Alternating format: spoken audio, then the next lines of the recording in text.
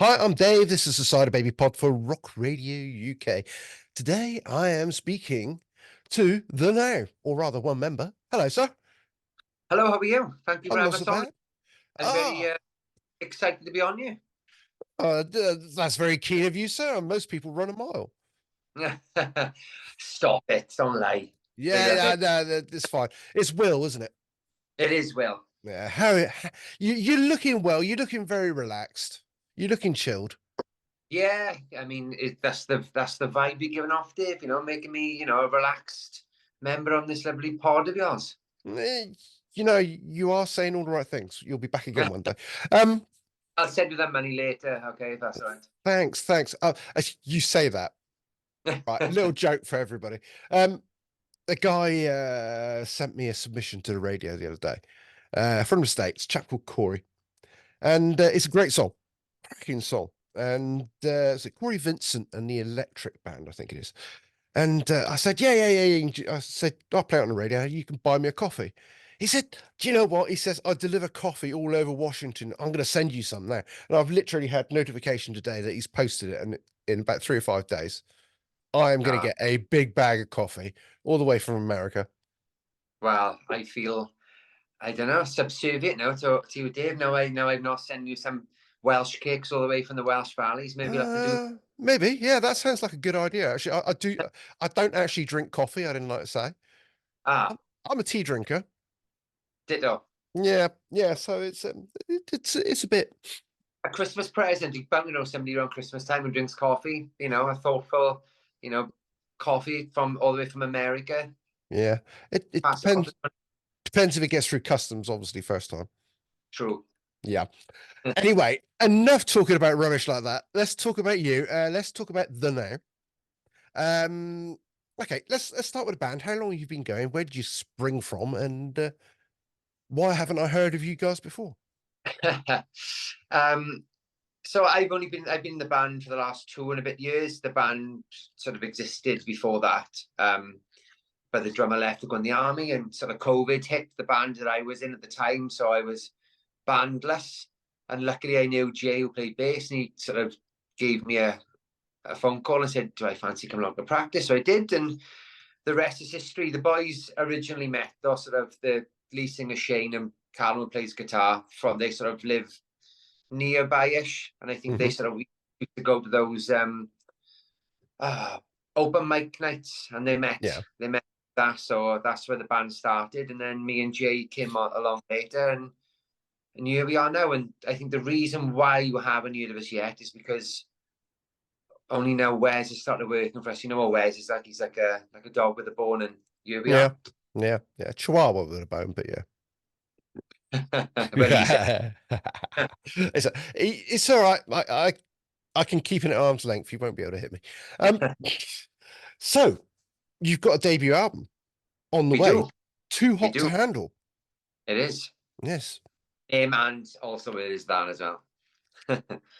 Okay. Tell me about the album. So the album was recorded. So we recorded an EP in Real Wheel Studios as Peter Gabriel's personal studio. By Yeah. the 1975, we've just been there. Harry Styles has been there. So Ben Howard, lots of sort of big acts have been there recently. Luckily, our manager is also sort of managing Peter Gabriel, so we had a bit of mates rates for our EP. We went there. We got on really well with the producer, Ollie Jacobs, who was recently won a couple of Grammys for his work with Harry Styles. So Right. yeah, we did there. We loved it. It's sort of not too far from where we live, like an hour or so. So we can get up and back if we want to stay. So we did the EP. We loved it. The sound was great. And we just thought, well, why go to another studio to an album we don't know if we like it as much? So we just said, hey, we'll go to Real Wheel Studios with 12 or 11 songs, and yeah, Ollie ripped them all apart and then put them all back together again. And we sort of at the time it was quite daunting because as a band you sort of hear the song recorded before it's actually recorded. Yeah. So when you recording, it sounds completely and utterly different to what you first envisioned. It's a bit scary, but no, thank God he did that way, because I think it sounds a heck of a lot better than what it would have if it had just been just guitar and drums. Yeah, yeah. Sometimes that fresh pair of ears, that insight, can be such a wonderful thing for a band. Nothing wrong with what you write or what you produce or anything, or what you play live even. But sometimes that extra dynamic can just change a song completely on its head. Yeah, definitely. I think you put a bit of like a mainstream edge on it as well, like more synthy stuff on there. And yeah, I think that's personally, I think that's sort of the bit the jigsaw that we're missing, because you know what it's like. There's so many sharks in the sort of the ocean of sort of the music industry when it comes to bands. There's a lot of competition, so Mm. you you want to stand out from the rest. And I think, fortunately, because of Ollie, I think maybe we do. Yeah, I think you do. I mean, I listened to the album a few days ago, and yeah, you certainly have got your own unique style sound. You're not, I can't pigeonhole you into a particular genre. It's great because that means it's something fresh, it's something new. So, I mean, was that the intention? Was that your Um, idea? it wasn't the intent. I mean, I mean, obviously, I think every band that goes into a studio, they don't go in there thinking, "Oh yeah, I really want to sound like everybody else." I mean, Mm, you want to find your niche, don't you? So, um, we went in there hoping for that. We didn't think that we didn't think we would have some synth on there. Some of the tracks, honestly, it's like it was being rewritten. right. Really, really good thing. So yeah, like you said, we definitely got our own sound. We didn't have that prior to going in and doing the album, so thank God we did. And yeah, onwards and upwards, as they say. Okay. What about lyrics? Who was responsible? Shane, to be honest, mainly with the lyrics. There's a song called "Devil Inside Me," and I actually came up with that lyric for that Okay. chorus. Shane more mostly give me the credit for that, mind, but it definitely did. Only because, funny enough, the day we had the bare bones of that song on the way to practice, randomly on shuffle, I had my sort of my phone on in the car was on shuffle, and in excess came on. Yeah. They got I can't what the songs. I think sort of Devil Inside Me or something like that. And obviously we were thinking of the chorus. I said, "Oh, but like Devil Inside Me." I was listening to an excess, let's not steal their idea, but steal their idea. And so we did. Yeah. And yeah, I can I'm taking props for that lyric, but to be honest, 99.9% are sort of Shane. And we Okay. do we help out a little bit, but yeah, props to Shane for that. Okay. Right. Okay. So I mean, how many we've got about 10 tracks, haven't we? I think I'm just looking at my notes. 10, 11 I think, tracks. yeah, 10, 11 tracks, yeah. Yeah, I'll have a quick count. I'll just take my socks off a minute. Hang on. One, two, three. Yeah, whatever. Looking at track listing, Too Hot to Handle, Devil Inside Me, Special Kind of Stupid. Okay. Special Kind of Stupid. Tell me about that track. So, well, I was written before I was in the band, funny enough. Yeah. But obviously, Shane has told me the sort of backstory. Is sort of, I think, was written about obviously ex-girlfriends and things come into it. But I think before I was in the band, there was like a few promoters locally, and they sort of weren't giving the boys a fair crack of the whip. And I think somebody said, "Oh, the thing is, these promoters is a special kind of stupid," and that sort of stuck then. Yeah. And the song sort of was taken from that point. And so yeah, there's sort of bits, there's sort of hidden messages within it about sort of certain events at the time. But yeah, no, that's do you know what that was? I think that was the first track I recorded on drums for the album as well. So yeah, no, it's a particular favorite of mine now, and is. Okay. Okay. Well, let's do that. I mean, and we could dissect all the tracks, but basically you want people to buy the album and do that themselves. So I assume pre-orders are available still for the They album. www.thenowouk.com, or pre-orders are on there, vinyl, CDs, t-shirts, digital downloads. Obviously you can go onto Spotify and Amazon and Apple Music and Everywhere. Woolworths, yeah, whatever. You can get us Mm. everywhere. You'll make your millions on Spotify, I'm sure. Yeah, like all the Yeah. other bands do. Moving on though, if you were to pick two tracks though that say that sums up the now as it is now off the album, which two tracks do you think? If you said to, excuse me, Dying of Man Cold, it's fine. if you were to pick 2 tracks to send to somebody and say, "This is us now.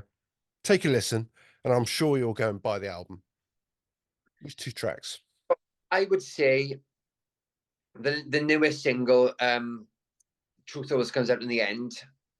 I would definitely use that one. I think that's a really strong song. I like it as well because it's completely different to the rest. And I would then, I think, personally, my personal favorite is "Girl Who Got Me," just Okay. because number one is different. It sort of truth comes at the end. It's a completely Mm. different vibe. So it shows the sort of variation and sort of musical ability of the band and the sound. But "Girl Who Got Me" is just a bit of a balls out rock and roll. It's got a great bass line. It's got a great talk, great guitars, massive sounding drums. So I would definitely say that one, and "Truth Comes Up in the End," just because it's got that synthy sort of diverse sound. So it shows the sort of spectrum of the now, really. Okay. Okay. Yeah, I'm happy with that actually. That's a good choice. Um, so what's next? What's next for you guys? What's on the horizon? So obviously the the next big thing for us is obviously is going to be, touring the album. I can't, obviously, unfortunately, I can't say this is happening, but a lot are happening. A lot is happening. Sorry, back sort of behind the scenes. We're trying Yeah. to get over the UK tour sorted. There's scope as well for us going possibly to other European countries, but obviously there's a lot of logistics involved. Yeah. So Yeah. we process of sorting that out with the booking agent, with the management, that tour managing things. But on the 7th, so obviously it's almost a week after our Yeah. album.